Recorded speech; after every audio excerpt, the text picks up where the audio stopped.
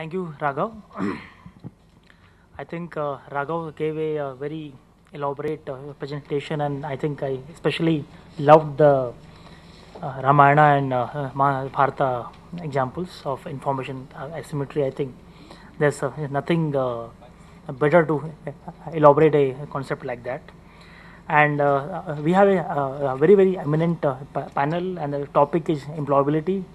I will start with a just one news item I saw last week.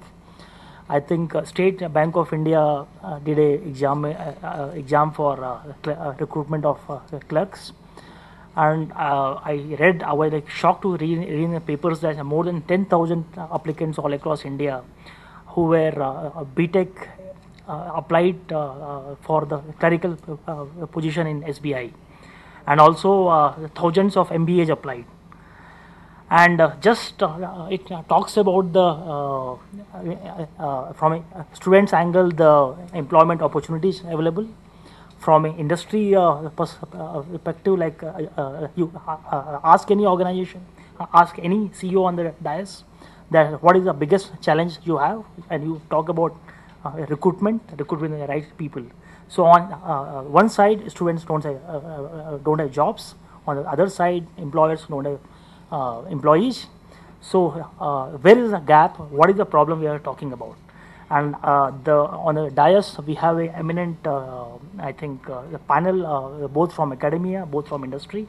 So I will love to start with my panelist on the left hand side, the Saurav Bagaria, who is a CTO of a South African company based in India, and they are doing very high-end R&D development here, and he has been like working in the area of recruitment all the time. And what has been your experience, Saurav, regarding recruitment, hiring, attrition, and challenges as an employer right now? Yeah. Hello everyone. I think when we speak about the colleges like universities like UPTU, colleges like IIT, my simple question is, does it really matter if you are in top 10% of, does talent is the only thing that matters if you are in top 10% of all the people? We probably, again, with IIT or UPTU students coming out with good ranks, do we actually see certification when we are hiring? My point is, technology is always seen with the perspective of being a discipline or of science. But what I personally feel is there is a whole deal of artwork that is required when you build an employable student. Okay, the marks are important. Education is one of the key factors that we look while we hire. But there are other things also. Where is the attitude to work? I personally go and ask people to write a piece of code for me. Writing good code is one thing, but writing a beautiful code is something else. So probably one of the things that we need to explain the students, what is it being hired? What is, okay, when I see a resume, is it just the marks that I see? I see how many jobs has been changed in last 1 year. For me, person who, Sir said that attrition is a big issue. But being an employer, if you have two resumes, one with 75%, other with 78%, but one person in a single job for 5 years, another person changing job every 6 months, who are you going to hire? I will definitely go for a person with lesser percentage, but more stable. So, like in softwares, we have functional requirement and we have non-functional requirement. I think being employable has both. So your education gives you the functional specification, what it takes to be employed. But there's a whole huge gap, I think, in what non-functional requirement is. What is the stability? What is your attitude? Where is the passion? Where is innovation? All these factors are important when we hire. And hiring for the last 12, 14 years give you enough, gives you, if you cannot be 100% sure, but gives you enough insight on the non-functional requirements that we have from the candidate. Am I going to put a person who has been changing jobs on a project which I think is going to last more than 3 years and it's a critical position? If I am hiring a shadow resource, yes, okay, I'll hire. So I think one of the key things we need to focus is the non-functional requirement, the work of art. We need to instigate passion, passion to learn, passion to work. I think that culture when comes gives us a better candidate than just a person within, a person with 89% or 89.3%. It helps in getting admission into colleges. But for actual corporate work, I think, okay, it is not much of different for us, at least for the kind of hiring we do. Yeah, so that is one of the suggestions that we should start working on the non-functional requirement. Other thing, it's a slightly different context about information asymmetry. I think information is important. Data being at right place at right time is information. But let's go beyond information and let's go towards knowledge. Information being used in the right way is a transformation of information into a knowledge. It's not just information that matters.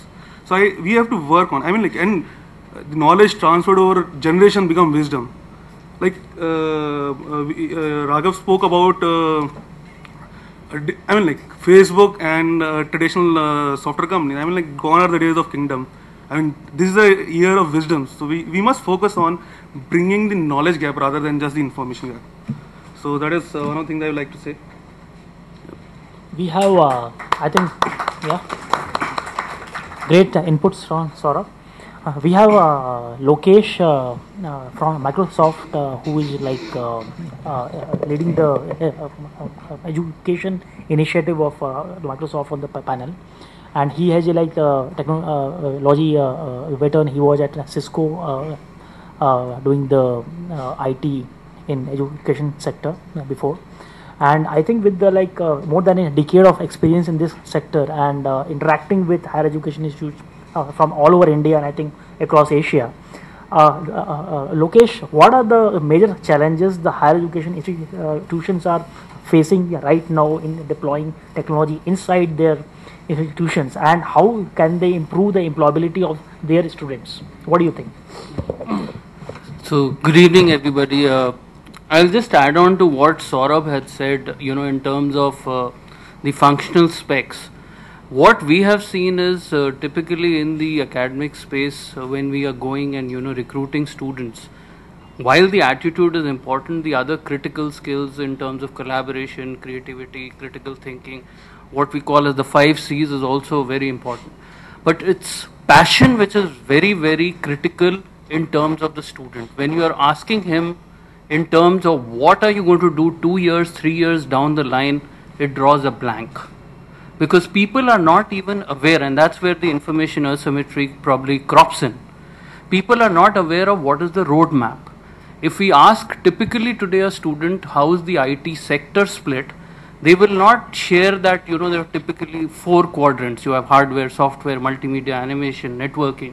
They just think programming, database, aspects like that. So you need to have a clarity in terms of this. Number 2, what we have also realized is, while financial freedom is very important, the student, as soon as he joins a technical college, his whole gamut towards life is, when will I get placed? What is the kind of money which I will get? Financial freedom is good, but that should not be your ultimate goal. So students need to realize that yes, money is important, but as Saurabh has said, knowledge is very, very critical and you're not going to get the time to do that. So we give a term for it. It's like a prepaid SIM card. Student comes in 4 years, he's like a prepaid SIM card. 4 years post that we don't even know what he's going to do.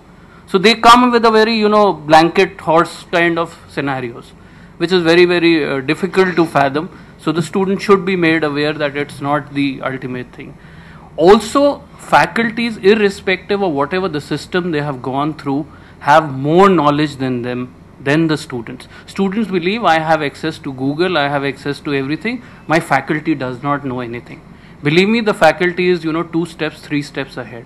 So the faculty can be the role mentors and guide them in terms of what kind of projects they need to undertake, as well as what they ideally need to do from a employability perspective, because the faculty has been through that phase. He can share that, ethos which he has undergone. Finally, it is in terms of collaboration. If you take the hand today and you remove the thumb, you will see how difficult it is to, probably write or even pick up a sheet of paper. It's tough to do that because the thumb is very, very critical. And that's where the knowledge comes in. So what we would suggest from a student perspective is you need to ensure that you are going to the institute to build your knowledge, not as a money-making machine, which is the ultimate goal what the student seeks today. So there's several outreach programs which various companies do in terms of, building that employability initiatives. If the student can leverage them, it's very, very good. And it's happening across Asia. Sir had talked about China. I'm saying forget China. China is, the biggest threat. Today you have Philippines, you have Indonesia, you have Malaysia. And they are going to take over faster than China. And it's now, what is called as VISTA. Vietnam, Indonesia, South Africa, Turkey, Azerbaijan. So you'll hear more about these countries coming in the software sector. So moral of the story, student needs to gain knowledge. And number two, give respect to his faculty who is more knowledgeable than him. That's it. Excellent remarks, Lokesh. And I love this concept of Vista, as you said, which is, I think, a very emerging area. Like everyone talks about China, but I think I'm hearing every day about Vietnam and other countries which are, I think, going to challenge India in a big way if we don't change. We have a eminent representation from non-IT industry. Dr. Y.R. Singh is the executive director of Alkali Manufacturing Association, and we thought that everyone talks about IT, but there's a lot more life beyond IT. That roads are being built, there is infrastructure being created, there are many other sectors which are opening up in the economy. And these are the sectors which need students, but students are really always thinking about the glamorous job of air conditions office in IT. So how does association like Alkali Association see it's how are the industry needs graduates now, and what are you looking at from the potential employee perspective? Yeah. Thank you very much. I basically like to go through the basics of this whole drill. The first thing, when we are coming to this technical education, especially UPTU, I come from UP and I know the background of the whole culture. The first thing we must see, what is the ground from where these students are coming? What is their basic skill? Some of our political leaders in Uttar Pradesh initially said no English, things should be taught in Hindi and all that. Now, when you come to the employment market, there is no loyalty for Hindi or anything. We need a person who could suit our requirements. Our background has to be changed. The background of the students who are coming. Now, you cannot make everybody an engineer. You cannot make everybody a poet. You have to see the background of a student, whether he deserves to be an engineer. I remember in 60s I used to teach in a technical school in UP. There, in the first year when a student was coming, those days was the shortage of engineers. The first day the person who was admitted to the college, he thought that I am a chief engineer. And when he went to the second year, he becomes executive engineer. And finally in the third year, fourth year when he comes, he said, I am assistant engineer. So he realized the realities of life gradually coming down to the basics of the education. Now, biggest problem, which is the background of our students which are recruited I had the chance to be a visiting faculty member in some of the technical institutions in UP. I am teaching, the students are there, and no response from the students. The total dull silence. I keep on barking and came back. Then I gave them an anecdote. I said, do you have a filmy song? Do you know something about film? He said, yes, sir, you know it. I said, I give you a line of a song, Aati Kya Khandala. He said, what's the next line? Everybody was ready. And they said, yes. I said, when you know this, Aati Kya Khandala, the next line is the objective. Why? Why should I come? You are coming to this institution, engineering college, MBA or whatever it is. What is the objective? Why you have come here? Your objective is to learn something and be useful to the industry. Now today, I am responsible for the chlor-alkali industry, caustic, chlorine, soda ash in India. Chemical industry basically, large houses. We recruit chemical engineers.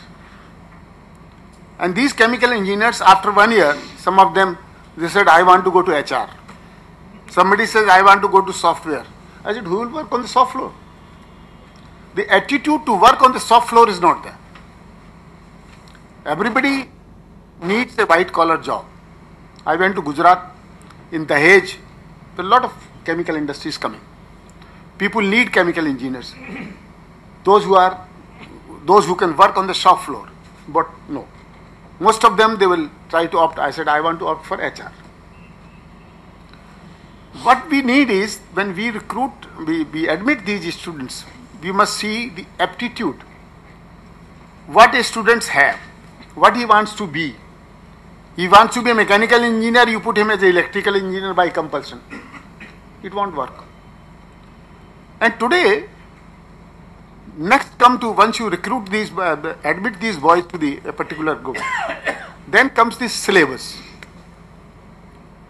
Now, I don't know how these syllabuses are designed by the universities, including the Delhi University and the top colleges I have seen.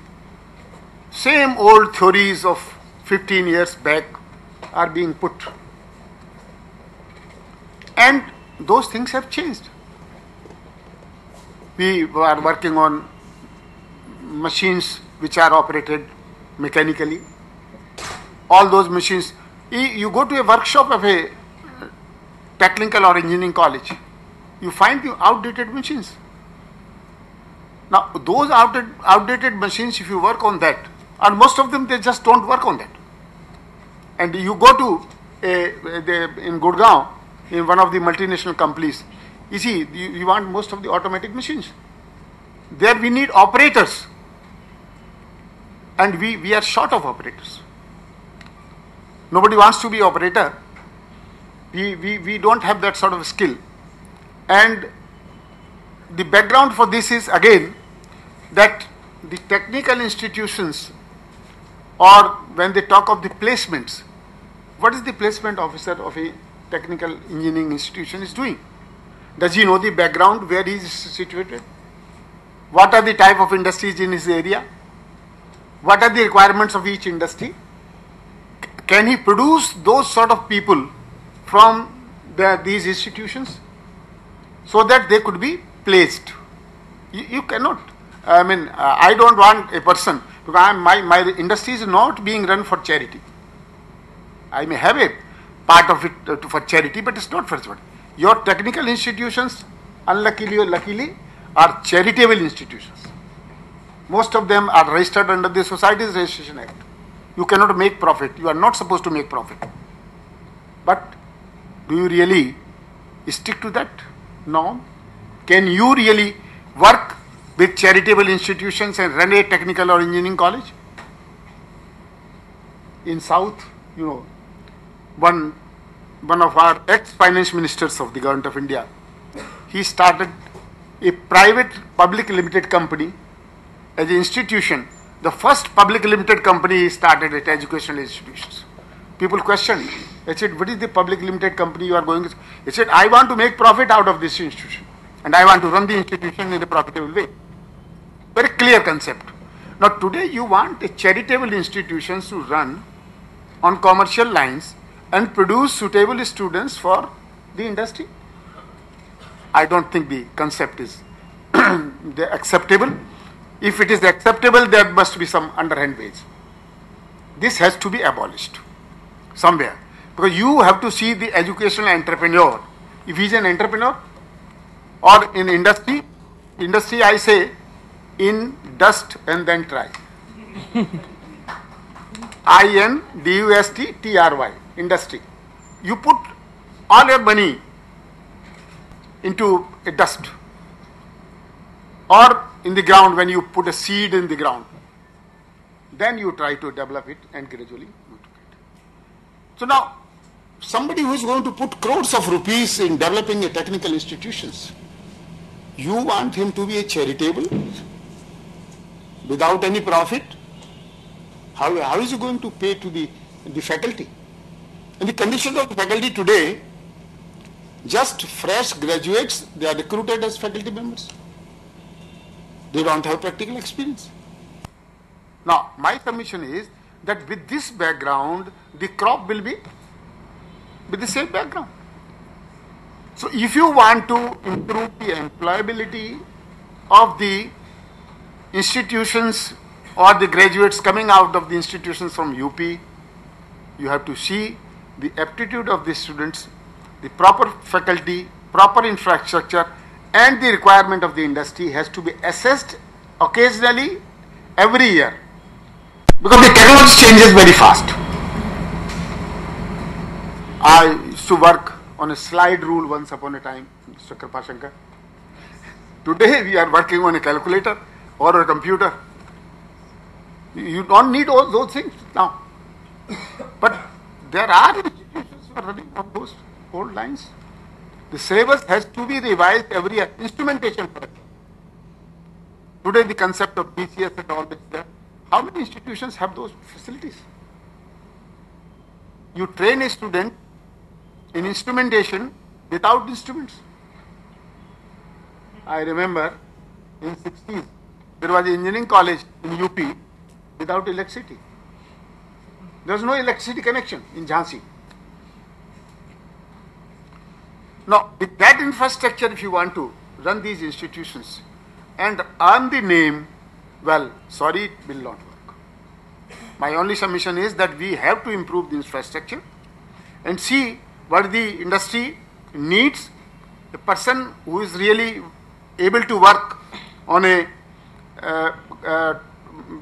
soft floor, who has got the aptitude to be an engineer, should be an engineer. It's not just, you don't pick up the students by merit or aptitude test or anything. You just have a competition, like so many percentage and all that, and the theoretical calculations you make it. Then finally when you admit it, the boy has got a concept that I am going to be a software engineer in a multinational company. From the very first day he has got that concept. Now, unless he becomes, I have got the Tata Consultancy Services and all those people are there. They invite so many people, they test them, and once they reject, then second time they don't call them. So we have to see that our boys are prepared, prepared to accept these challenges, meet the realities. For that the institution have to work, the faculty has to work, the infrastructure have to work, and the syllabus has to be up to date. And for that, for making the syllabus I would like to request Mr. Kripashankar, how many people who are associated with making the syllabus are really from the industry? With that background, unless you have the people who know about the industry and who know about the industry requirements, they draft it. Let's do that. Maybe that some academics are needed. They are also there. But a combination of such people, those who can work out the syllabus in such a way that which is practical as per the requirement of the industry, so that these boys, when they pass out, they are automatically in demand. They don't have to look for placements and all that. I need a person. I demand person today. I give you a simple example of demand and supply. You need a plumber. You need a person who is doing whitewashing. You need a person, electrical mechanic. You don't find people. While if you want a graduate, get for 5,000 rupees without any problem.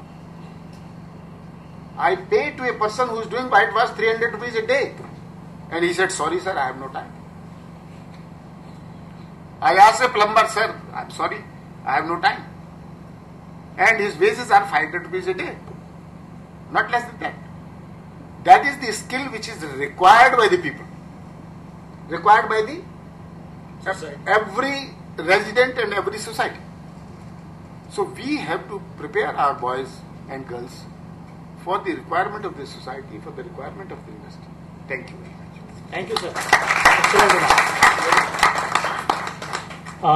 I think very pertinent issues have been raised by the panelists till now, and I will invite Professor G.P.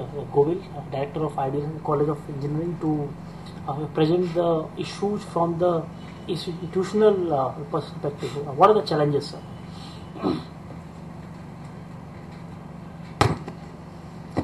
Good evening, and I am really thankful to you watch and Mr. Raghav and Professor.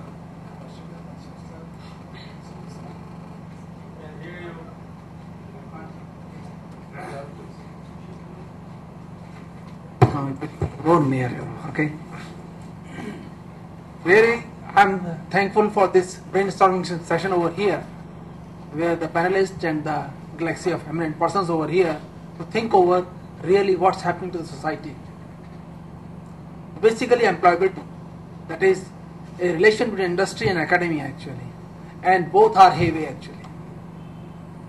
If I see that academia is generating a pool of talents which are not employable, industry is not accepting them because of one account or the other, because an industry demand has increased a lot while the academia can't feed it, and there are reasons of it. Because of our engineering colleges which has cropped up like anything and could not deliver the quality product actually, and it is both the things, that is input, the garbage in is garbage out. When the computer started long back, there was that garbage in is garbage out actually. The selected students, who doesn't have the will to study, doesn't have the skill to become engineers, they are being forced by their parents or otherwise, or any political reasons, they are just coming over there. Second thing is, over and above, suddenly this explosion, there is a vacuum of the trained teachers actually, which is really a great issue, where the concepts the teachers do not have it. They cannot deliver it, means students, because of internet, because of the society, because of so many things, they have become more knowledgeable. So teacher has to be smarter than that. When I was abroad and there was a Professor Wicklick, he just said that the teacher is half an hour smarter than the student actually. Because whatever the teacher studies and just comes to the class and then gives it, But really, so many demand in the industry, and the teacher which is not abreast of what's happening to the need of the industry, there is a wide gap. तो उसमें हुआ क्या कि quality तो चाहिए, लेकिन वो quality academics produce नहीं कर पा रहे. That is a wide gap actually. Concepts are very poor actually, and over and above, there is syllabus, stereotype syllabus, stereotype examination. The books which are coming to the market like Pragati Prakashan and all these things, वो 20-20 page की 30-30 page की किताबें हैं, हर लड़के के हाथ में वो किताबें हैं, बुक्स वो कंसेप्ट करना ही नहीं चाहता. हाँ, means I'm totally lost actually, frankly speaking, and telling to the students ये करना है, वो करना है, ऐसे करिए, वैसे करिए, उनको कुछ सुनता नहीं है. दे आर हमेशा ही, मैं तो देखता हूँ कि क्लासेस का एकदम मौज मस्ती से रहते हैं, कोई प्रॉब्लम ही नहीं है, आप कितना भी करिए, जब एग्जामिनेशन नियर आते हैं then they will rush go through those books actually and will just strive only for 30 marks, not more than that actually. Now we need to generate, inculcate the attitude and aptitude to the students actually. And for that, there is a feedback from academia to industry, but from industry to academia there is a little actually. Means I expect a lot from industry to take over, to go to the colleges, to interact, give lectures, motivate the students, tell them what they want actually. I asked the students, where are you going? Sir, I am going for GD. What is the full form of GD? And he could not tell me. सोच ही नहीं है, means बस करना है, होना है, आपने कह दिया चले गए, HR ने बुलाया, IT ने बुलाया, एक आ गया है, टीम आ गई है, some or the other, the private engineering colleges or otherwise, they have now this new that they will hire certain companies to say that HR person should come, and things will continue. Personally, I feel we are selecting the best out of the worst actually. Whatever is available in the market, we have to see what is the best actually. And that best is also not so qualitative, so not having not so much concepts, and this should be not taken right at engineering level. I think right from the school level to our board level to our engineering level, means we have to work hard to work on all these steps. Quality knowledge doesn't come in a day actually, it takes time. As any syllabus of engineering 4 years, for MBA it is 2 years, means the persons at the higher level, they have decided that so much time is required to acquire that knowledge so that the students will be mature enough to tackle the society, to work for it. But otherwise, if this is not there at lower level, means there are certain students who just came to know, about whom I came to know, they did not go to the 12th examination, and they are to this university. Fact of life. I think we have to be very serious, because otherwise our education line or the industry will definitely suffer. And as my friend has said, that Vietnam, Indonesia and other countries like Azerbaijan, which is not known at all, they will take over actually. So for that reason, we must talk about our infrastructure, we must talk about the concepts, we must talk about our examination pattern actually. Means there should be something other than the stereotyping. Means there should be at least one question compulsory design aspects which should encompass all. Means the student should force to do it. And nowadays with our all this 30%, 40% like this, they are not thinking about it. कि बस exam pass करना है और कुछ नहीं, that's all. The student doesn't want to go to the labs actually. He doesn't want to make projects actually. I just asked one of the students, where is the baby cam? He said, sir, there is the baby cam actually. When I said just go and pinpoint, put your finger over there, he just put his hand like this on the system, on the IC engine, that here it is.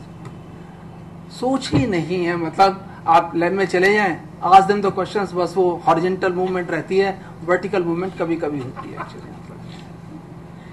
Well, I am really concerned about it, and so are the panelists, the eminent persons over here, Vice Chancellor and other persons from the industry, that we must force our students to work actually. We must show them the carrot and the stick together actually. At any level, whether it is a UPTA level or UPT Watch level, means there has to be complete change into the system. If we do not do it, we will be far left behind.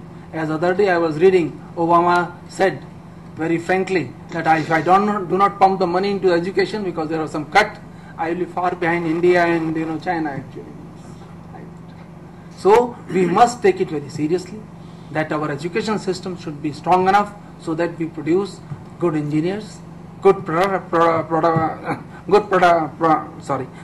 over here, so that we can feed our industry with our quality actually. Knowledge, syllabus, lectures, labs, and my friend he was telling education CDs and all these things. This whole thing should encompass so that I could tell to my student that here is your future. And nowadays there is one thing all the time, anybody XYZ, pay package first. How much the pay package? It should not be less than 5 lakhs or 3 lakhs or 2 lakhs. Whether I have the quality or not, nobody is bothered about it. And that pains us, because when HR person comes to the institute, I definitely take the feedback, how's the students? And he will tell this account, this account, this account. Of course, somebody just said that Hindi background, but the job through English background actually. That's the fact of life. So communication skills, very poor actually. Technical skills, poor actually. Aptitude, well, nowhere actually. All those things pains. And for that, we have to think very seriously that how I can inculcate these qualities into my students so that they really work. जैसे अभी कहा किसी ने कि भाई वो आरती का खंडाला नाच गाना कभी करा लीजिए, उसके लिए हमेशा तैयार है. फनाश होगा, कोई फंक्शन होगा, उसके लिए हमेशा तैयार है. But basic need, basic technical things they are missing. So I would like to say that first of all our trainers to be trained actually, teachers. That is the weak link. Personally, I feel that's a weak link actually. And for that, may I request the industry to interact with the institutes so that at least they can tell in their vacation time there should be certain, faculty development programs, right? At least the industry should know, the teacher should know what the industry wants, so that the same he will tell to the students. If he doesn't know, it is difficult. Okay, and then quality students definitely we want actually. Okay, and that's how we will make them employable actually. So with these few words, means I would like to say that if we have to have our quality students, the concepts to be made very clear, and hence academia should definitely support industry, but there is one-way traffic. There must be traffic from industry to academia also. Thank you. Thanks a lot. Thank you. Can I now invite Professor Virendra Grover from Indraprastha College to present the challenges he's looking at. I have to clarify, I am professor by name only.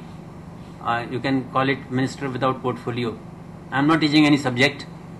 35 years I have been in industry. I am basically an industry man. I worked with the steel sector, and I had a hobby of interfacing with industry.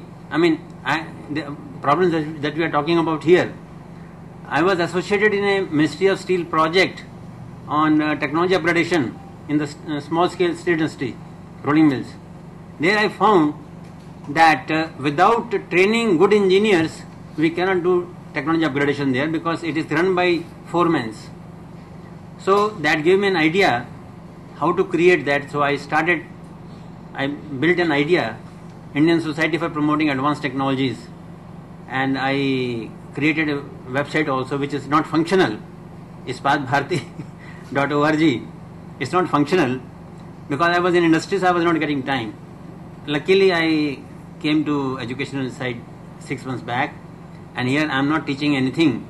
My area of work is industry institution interface, and with my background in industry and with my contacts, I am trying to develop new experiments.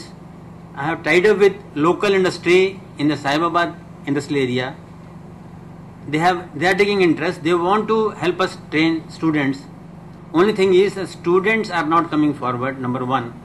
Number two, teachers are not able to spare them. They say, साहब syllabus पहले खत्म करना है हमको, because हमारा rank नीचे आ जाएगा. Teachers के लिए syllabus complete करना ज़्यादा जरूरी है, rather than sending students for industry visits. Now I have created interest in students to visit industry. They come to me. I said, first you talk to your professor. Is he sparing you?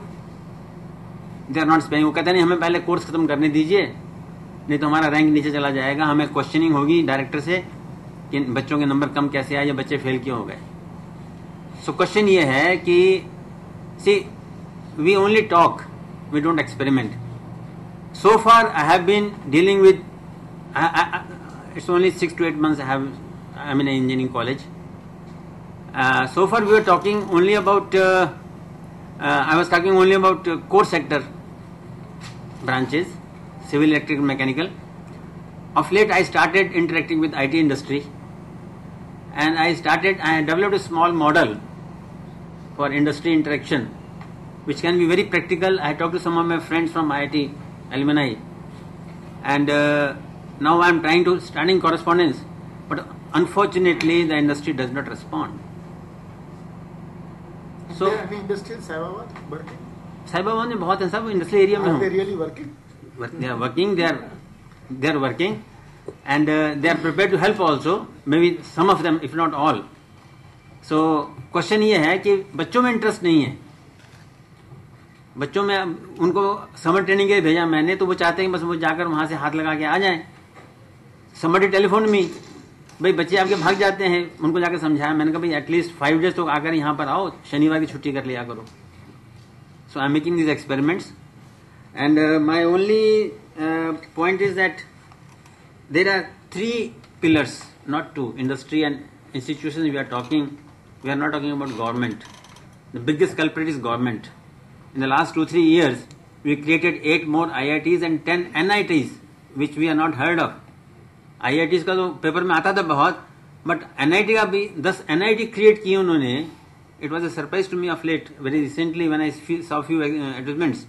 See, इतने सारे institution खड़े कर देने in a year, in a small period, without bothering for where are the faculty, where are the facilities. So, question is that we have to experiment on these things. Syllabus we have already talked about. We have to create interest in teachers first. बच्चे जो आ गए college में वो तो ठीक है, उनके background नहीं है, एप्टीट्यूड नहीं है. Our first interest should be to develop interest in them, to make them feel what engineering is. They must understand the definition of engineering. This is very important, and they must set their goals. Thank you very much. Thank you, sir. And you have mentioned about government sector and like seeing things, what's happening in academia from a government angle, and now you are going to like lead the MTU. So how are you seeing the challenges ahead? So, good evening, everybody. I have been recently posted as registrar, Mamaya Technical University, Gautam Buddha Nagar, Noida, and this is my very first posting in the technical field. Basically, I am a man from civil service and field of administration. I have remained posted in districts and divisions and served on different posts in the government. Mainly I have been in the administrative field. I have been looking after protocol, law and order, etc., revenue administration. Long back in the year 1991, I happened to get posted as Deputy Registrar in Allahabad University. I remained posted there only for about 6 months at a stage, and then I was transferred once again. This is almost a new experience for me. The university that I have been posted to is just an infant, and I have to rear it up very carefully and nurture it very lovingly with the cooperation of all.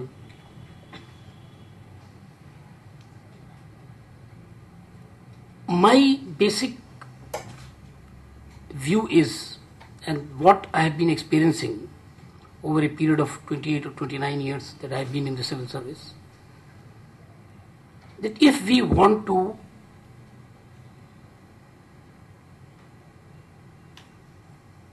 develop better educational facilities, we want to develop better talents, faculty members, students, etc., there should be least political and governmental interference.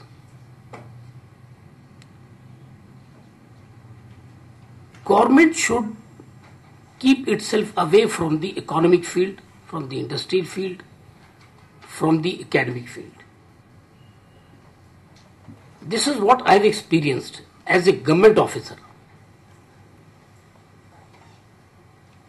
You have seen the condition of the universities, the colleges that have been established by the government eminent panelists and our Honorable Dr. Dusad Saab and our very learned Honorable Vice Chancellor Saab, they know the ins and outs of what is happening in our state. So my basic view is that government should never interfere with the educational institutions, and as Professor Vijender Grover Saab and Goel Saab, they have just mentioned that so many NITs have been opened, they have been established by the government. And we can easily see what is happening in these institutions, what has happened to the students, what has happened to the teachers, faculty, etc., etc. Now, what output can be achieved? What net output can be achieved if these conditions persist? If we want to develop and progress educationally, academically, scientifically, government must allow independent regulatory commissions, private entrepreneurs, academicians to come forward. The duty of the government is to help them, to assist them, so that they may contribute their best to the society and to the state at length. So, as registrar, my task would be to cooperate not only with the different educational institutions, with the persons who will come in contact with me. My duty should be to assist them within the framework of the government rules and regulations. We should allow colleges to develop. We have not to mar the progress of the colleges, the education institutions. So this is my basic view, and since this is my first posting in this field, I would like to collaborate and cooperate with the people who will be around me, and my main task would be to see that the rules and regulations of the government are enforced very smoothly, without any opposition by private institutions or even by people who are running who are in the government institutions. I think it's all by the grace of Almighty that we live in a very fertile and rich and prosperous country. God has gifted us with so many resources, natural resources, mineral and mines, etc., mineral resources, etc. And we have always been acclaimed as world guru, as wish guru, since prehistoric times. And I think we should try our level best to contribute to the society and see that India once again retains and regains that position. Thank you very much. Thank you, sir. Very nice. And as we move on, and before inviting Shri Vishnu Dusad and Professor Kripa Shankar to speak on these issues, I will invite some of the eminent people who are in the audience to give their views on the subject. And to start with, I will invite Dr. Atul Agarwal, who is the chairman of ABES College, to give your views on this, the issue there. Okay. Okay, great. Sure. Please speak. I am Vineet Kansal, and I am the Director IT at ITES Ghaziabad. I have certain views, honorable dignitaries on the dais and off the dais. Thank you so much for giving me the opportunity to share my ideas and views. I strongly believe necessity is the mother of invention, and recession in the recent past has shown us a lot of lessons. Cutting down the budgets, not using the airplanes, and using the IT technology, having a video conferencing probably was the solution. Going in this context, lot of issues we have to look forward. We have to look forward what is the competition. We have to think of competition ahead. We see a lot of competition in a very different format. T2020 format is giving competition to the multiplexes. So 3 hours movie is being replaced by T2020, and the people in the movie cinema theater are taking the video rights, showing a T2020 match on the multiplexes. We all the stakeholders have a joint responsibility to look into it. As rightly said, government, institutional, private institutions, university, industry, all players have a role to play. I have some views. One is the faculty assessment. We have talked about faculty quality, good, bad. But when we talk about the faculty assessment in terms of their promotion and taking them somewhere for the recruitment, what do we look forward? Their publications. How many seminar, conferences, international conferences, journals of repute they have written papers. How much you have contributed ground level in teaching to the students. That is actually not the criteria, unfortunately. And in order to hurry it up, the teachers are contributing more in terms of increasing their write-ups to the magazines, to the journals, to the publication and participation. Second dimension is the assessment of the answer sheets.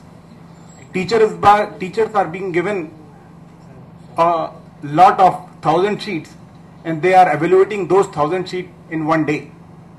Do you think that is justified? One way or the others, probably this is also needs to be looked at. Third, as we're talking about the course designing, rightly said, we have to have the contribution of the industry experts into the development of the course. I remember in 2002 when I was a member of the Board of Studies at UP Technical Universities and 98 and 99 at CCS University Meerut, we had the interaction of the people from the Microsoft and IBM who were designing and involved into the development of the course of IT, BTech IT, BTech CSE and etc. But probably university has got limitations. University cannot change and update course in every year. Probably there are some administrative hassles. My view is probably here the role of the administrators, we, the directors or the entrepreneurs who are the private players can do something contributively. They may have some value added course with the help of the industry which can be inducted into the lean period where there is no semester is going on, there is a winter break or summer break, or in the evening module on the no cost, no profit basis to be added on. If looking forward the quality and long-term survival of the industry and the educational player per se, that it needs to be looked at seriously. Another issue as has been raised, it is a word of glamour. The students are interested. I do agree. The students are interested in more in tamashas and dances rather than, make them sit into the classrooms and really to understand it. They are interested from day one to the placements and all. And probably here we as a parents have some role to play. We are looking forward to make our children, a star rather than a ground worker. And they are being fascinated by a lot of events which are going in the name of extracurricular event in the colleges and the institute. And they eat up a lot of time of the education. Private industry, private educational industry people and the institute want to be in the news, either in the name of academics or having one fun or the other, whether it is, some cultural activity or some sports activity or some exhibitions, one way or the other they want to be in the news. If some institute is out of the news, probably it is not being, recognized by the society. That is the way, the people in the private educational sector are looking for. So these are few dimensions we all as a stakeholders need to look at. Thank you so much for giving me a time and listening to me. Thank you. Any other input from anyone? I think I pronounced a name not right last time. I think Atul Bharadwaj from ABSS College is here.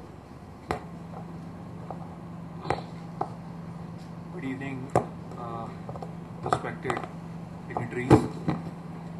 Well, sir, it has been a very informative session.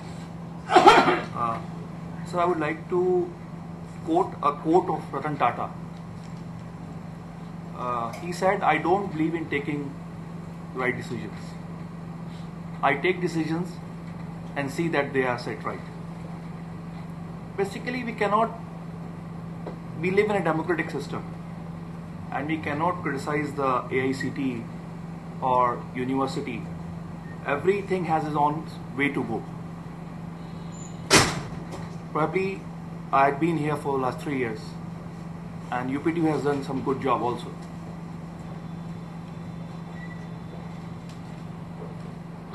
We need to check out on how to improve things. Industry has been complaining of not getting the right talent. There are cases when they have offered the appointment letters and have not appointed the students. Sometimes the industry has moved on speculations. I had been in the industry for 10 years, probably in 2000. I got an offer from various companies in US and then there was a burst. Actually, we cannot ignore the importance of knowledge. The curriculum cannot be industry specific. Industries keep changing.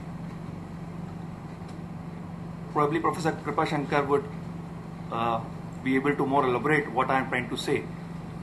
So I hope the things are moving fine. We all need to make some fine efforts so that it may be more progressive. Thank you.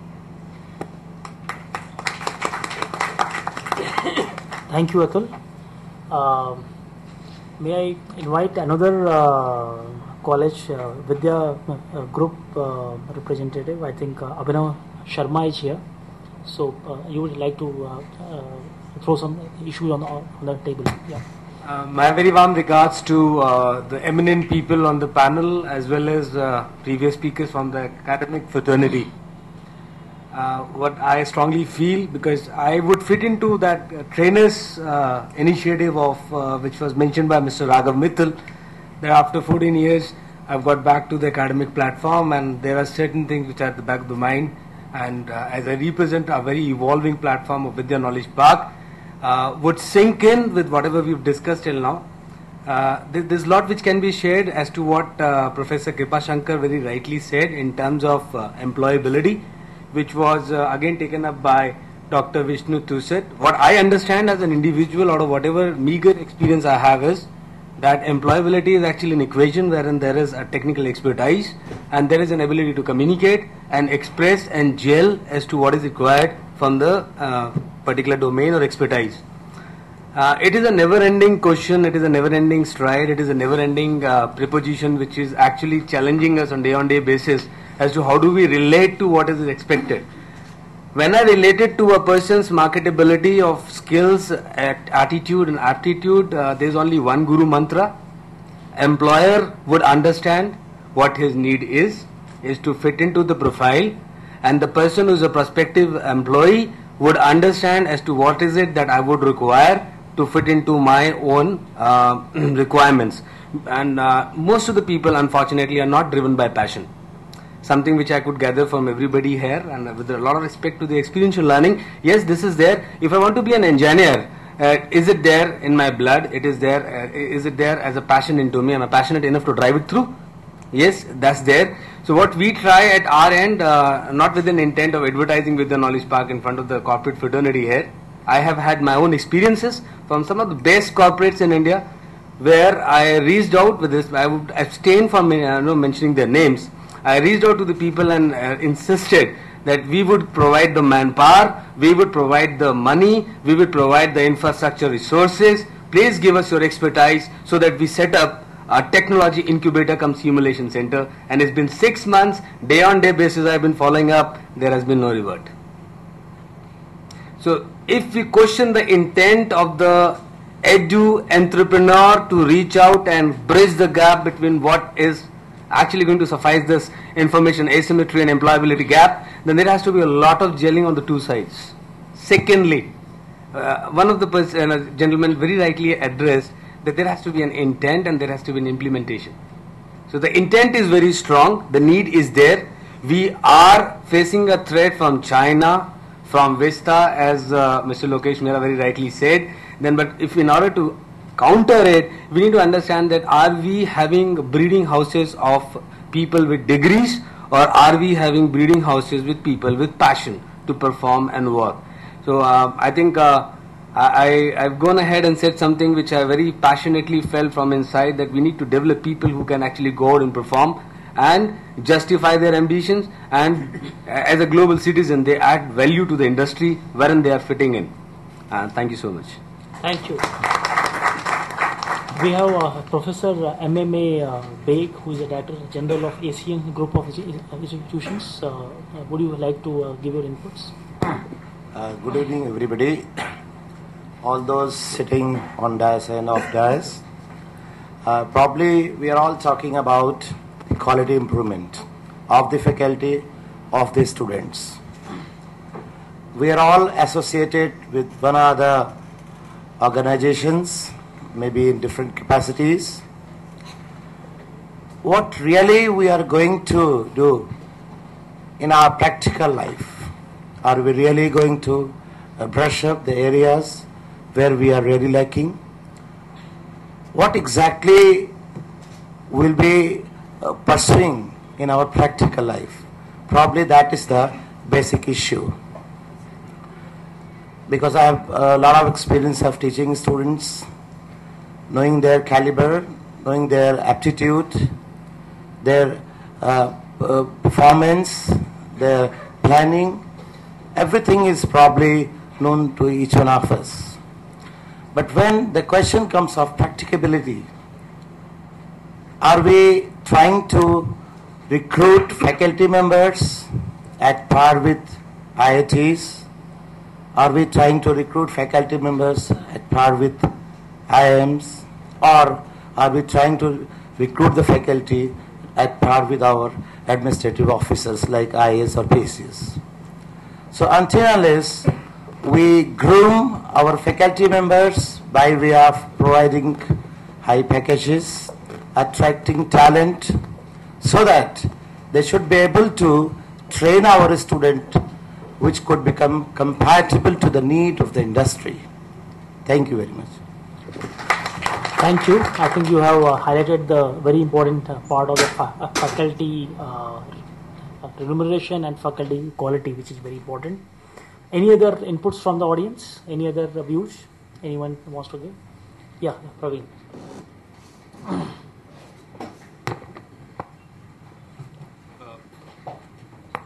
We have been listening to all the people in the panel as well as the delegates who are here. And I think somebody mentioned that in the IT sector, there have not been complete closure of the number of admissions that people have been talking about. I will give you a similar analogy which will say how things work in other industry. Take, for example, the chip industry.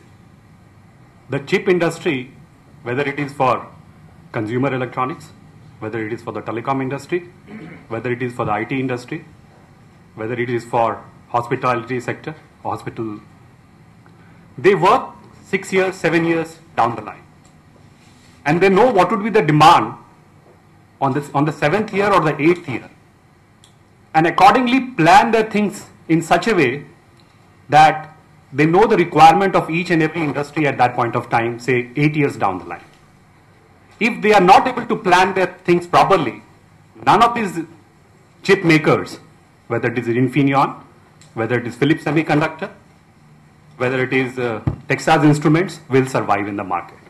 Why can't the UP technical universities or those technical universities can also do their ground analysis of not opening colleges, of not opening, say, different streams, but see where the real requirement for India or for exporting of knowledge from here to the other countries can happen, and accordingly then see what is the requirement that is required and plan the things accordingly, which is beneficial for the college, which is beneficial for the university, because university knows that certain number of people will be employed.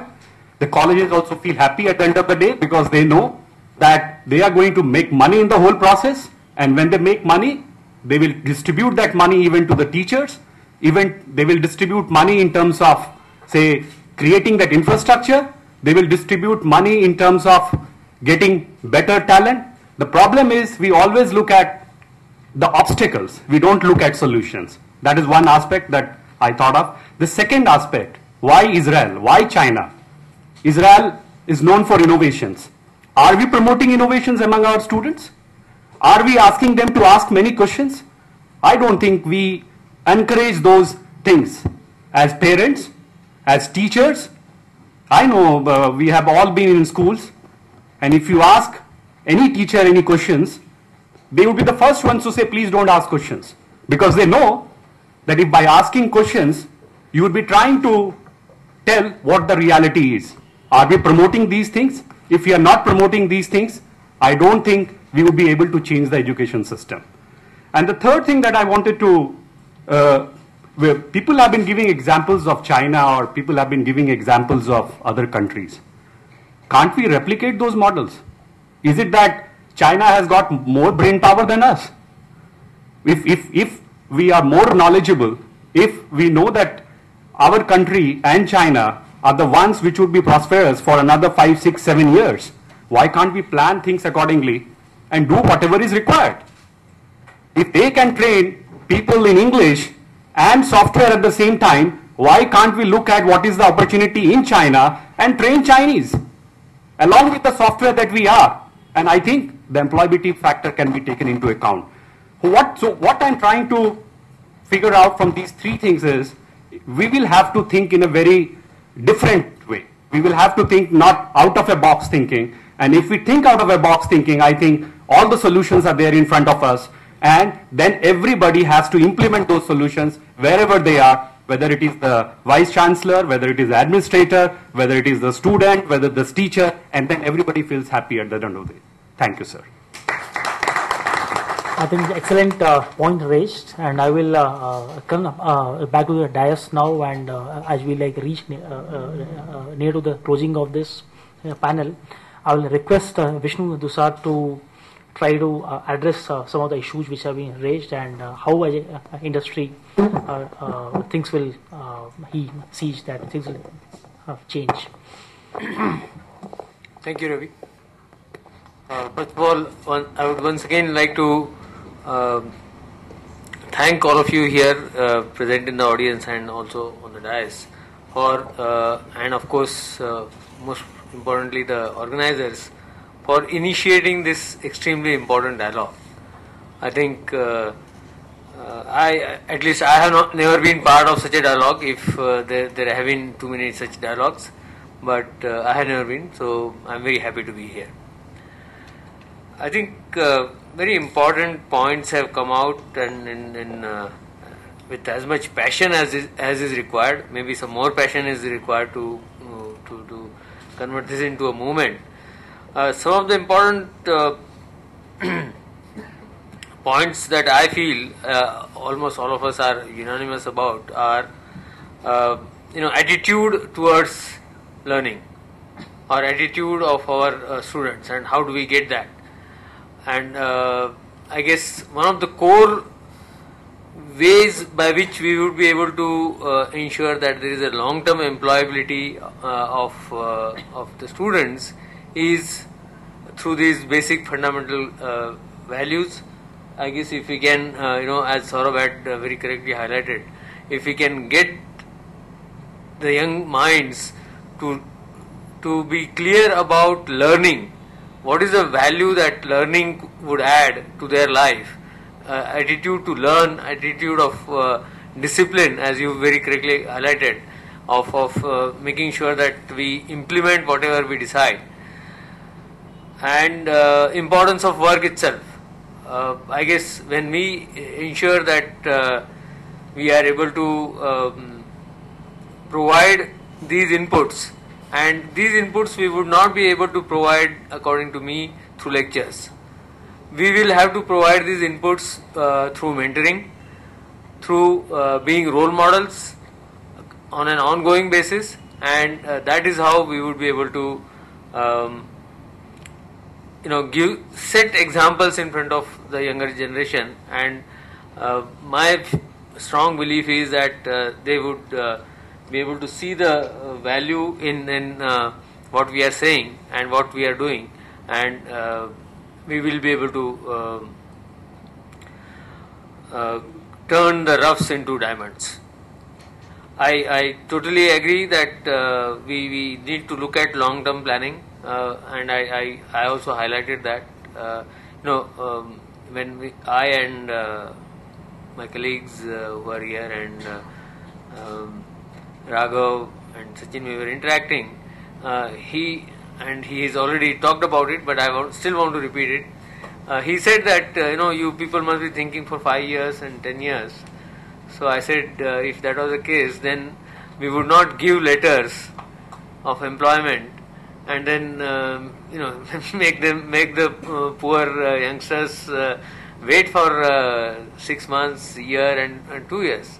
We would rather honor our word, which is written on that piece of paper. But we think only from quarter to quarter. So we need to change that. We, as this dialogue is pointing out, we need to think long term. We need to say that we need not hire too many people at short notice, or rather too few people at short notice. Let us hire more than enough people for a longer term, and hopefully some of them will be with you when there is a need and when there is a acute attrition that is going on.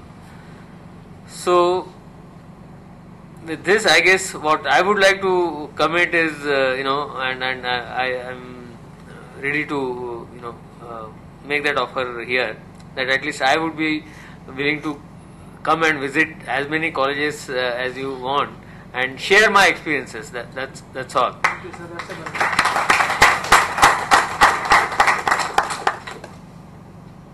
I think excellent inputs, and thanks for accepting the request from the academia that industry has to come forward and interact more with academia, and also about accepting the request from the audience that industry has to think long term. So I think it's a great step forward.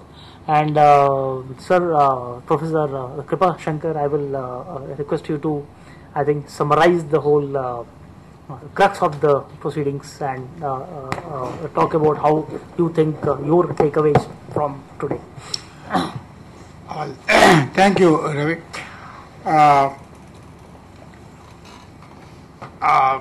I think I'll just make certain observations, and they are not necessarily connected because you have said already, there is no need to repeat them. First of all, I think the role of industry in syllabus making has been one thing that has been pointed out. It's a very welcome idea that we should have industry at the time of making the syllabus. We do have at the UP Technical University, necessarily in fact in almost all the fields. See, one thing again, one should realize that we should not confuse between the vocational training and a degree program. probably the input which is expected for the degree program, which is connected to the postgraduate program, is very much along the line the gentleman who made the statement there. We need to have that kind of industry which thinks five years ahead, and just has that kind of thing. See, the input from such kind of houses for the degree program is definitely something more meaningful than I would say that in Kanpur we had. When I joined there as a student, IIT Kanpur, there were plenty of industries, and taking the immediate requirement of industry, not a bad idea, but let us understand that all the industries are closed, and most of the people who studied at that time still have the active life. Where would they go if you just make the graduates train to 2-3 cotton mills or jute mills or something like that? So one has to understand that education has slightly different kind of thing than the training. That's one thing. Nevertheless, the spirit of representatives from industry to participate in the process of education is very, very welcome here, and I think the meeting for more than 2.5 hours by now, I think about 3 hours, it started with very few asymmetries, and looks like there are many asymmetries here that need to be addressed to. This is one thing that I thought that I'll say about the industry, that industry should have a little bit of research and development temperament. Then their contribution to the degree level program becomes quite real, what you call meaningful. A lot has been said about IITs, NIT and colleges. I have been a student of IIT. I have taught at IIT as well. I must disclose, I hope the doors are closed, some secret about IITs. First of all, faculty like IIT. The secret of IITs is that these are the students who keep the faculty on the toes. And they are not faculty, I mean, I am one of them, they are not very shameless. So, it's the student-run system, because one is slightly scared that, not scared, but values the students, that, I should not get embarrassed in the class, and hence I should, prepare accordingly. That is all the thing about IIT, nothing else. Same textbook, same person could have been very well be in one of the NITs or here and there, happens to be in IIT, and that doesn't mean that he is coming from somewhere else. That's one thing. Second thing is that very right comments have been made about the expansion of the number of seats, sudden expansion. It is true that there has been a little problem with the planning, no doubt. But at the same time, if you are worried about the number of IIMs and IITs and NITs, do you think a country of this size should go on with 5 or 6 IITs forever? They were all made in 60, most of them, all the 5 ones, and 40, 50 years gone, and you think that such a large population and then only 5 IITs and then the exclusiveness should be maintained? Well, I don't subscribe to this idea. The country, the society deserves 100 IITs as a matter of fact. If the number is too large, then make it 50, I don't mind. And if you insist, I'll make it 25 quickly. But definitely too much of exclusiveness is not being very fair with the society. However, it so happened, I understand the feeling is that it was such a rapid thing that it opened up, and hence probably we are not able to cope up. It is, in my opinion, transient phenomena. There is a reason for us to be negative, or rather to be little concerned about the issue. But my feeling, I mean, I'd like to give a feeling of the positivism to all, including myself, that it happens like this. Whenever such kind of transients can come, it takes a little while to come to a steady state, and I'm very hopeful that probably we will reach a very respectable steady state in time to come. Now take this little, what you call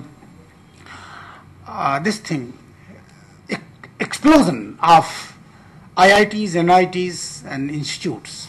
Suppose the same thing happens to the software industry. Will we lament like this? Suppose the software industry booms up and becomes 10 times than what it is today. We will welcome it. But we are not doing the same thing when the number of seats is becoming 5 times or 10 times. Why? There is something fundamental. If you see, faculty is a problem. So it is not the recent phenomena with the faculty that is leading to this kind of disgraceful situation. There is a little bit of history about the teaching profession, and somehow our generation is paying for it, and hopefully things will get corrected. A lot of models have been suggested how the things can be improved and so on and so forth. I think once we take them, it will come to that particular level, but there is a history behind ignoring the teaching profession, or probably not paying so much of respect as much as to the probably other things, and that's it. About the industry, again asymmetry is visible from some of the discussions which are taking place. Industry does not mean only the software industry. Looks like we are all sort of tuned up as if industry for the growth of the nation, for the society, only we need the software. So it's good that we have people passionate about software, but I for one would like to definitely talk about the chemical industry, the electromechanical devices and all kind of stuff. And again, another asymmetry will create another problem in time to come if it is not taken care of, if you don't take the lessons now. So this discussion leads to a lot of other discussions which probably needs to be addressed. That asymmetry, if it is the discussion focus today, let us just summarize. There are plenty of asymmetries which have been brought out by different speakers. Let them be also placed at some point for discussion, and probably maybe some other time we'll take them up. But in my opinion, industry is not only just the IT. And that too in IT, what you are talking about, software, and that also is not software, it's basically writing programs. Where is the hardware? So many cell phones. How many people make the cell phones? How many people can repair the cell phones? Zero. Cell phones are not made in India. We have made Nokia, we have made other companies to be the world manufacturer. India is responsible. India has given the pride to Nokia that you are the best, or rather you are the largest manufacturer. So we can give the pride to others whenever we feel like. So we felt like and we gave. It did not happen with the television. Rajiv Gandhi or whoever was the Prime Minister at that time, this Jalandhar cottage industry and here and there, the Electronic Corporation of India, this and that, they controlled the whole thing in hands. And did not have to import until very recently. We were importing for the fun of it, but we sustained at that time. Cell phone we gave up very happily. So these are some of the things that cannot be totally isolated from the education. Education alone cannot be made responsible for everything. Let us look at how we have responded to certain things. Talking about Vietnam and other things, I don't know much, but I have taught in Vietnam for 4 or 5 years.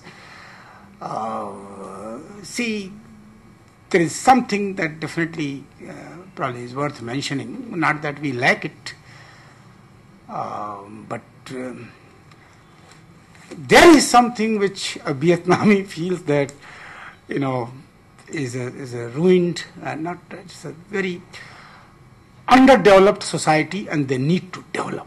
And hence, give them any amount of assignment, give them any kind of thesis, and without proper English knowledge, they will deliver the next day. and not that somebody says that they don't want to come to the classes, etc., etc., etc. So that is some difference which I think probably is there. And about the employability, once again, it appears from the discussion as if the UPTU or only the degree program alone is responsible for the employability, for the total personality. I think that's not very fair. I mean, Vice Chancellor, in front of Vice Chancellor of a degree awarding degree, it's not good to say. Starting from day one, when the child is born, see this kind of attitude development, etc., etc., from the school days, from the somebody pointed it out, from other, see, it's a build up, it's a process of employability. It's not an event that at the time of convocation you make 1,38,000 people employable. That doesn't happen that way. It's not a mass marriage. पंडित जी ने पढ़ दिया और सारे लोगों की शादी हो गई. It doesn't happen. It will not happen that way. Let us understand the totality of the situation.